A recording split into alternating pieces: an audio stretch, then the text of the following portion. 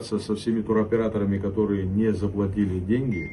Второе, 20% отчисления, все ли отчислено, налоги.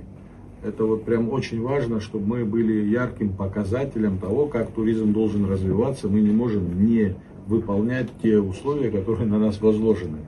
Более того, я знаю, что после определенных мероприятий какие-то изменения были, но все же хочу на бумаге увидеть в виде отчета по арендам, по договорам аренды. Кстати говоря, хочу вам сказать, что вчера пришло письмо, не вчера, позавчера. Вот на имя Африкана Викторовича я перенаправил, но уже и другие службы интересуются этими вопросами арендных наших отношений. Все это в виде докладной записки хочу от вас увидеть. Более того, разного рода разговоры про то, что мы начинали летом проводить здесь мероприятия. Давайте, знаете что, мы сами друг другу честно скажем, что так не пойдет. Приведем в порядок все торговые точки.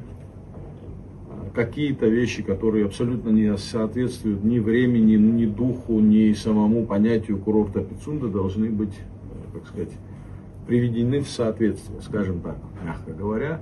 И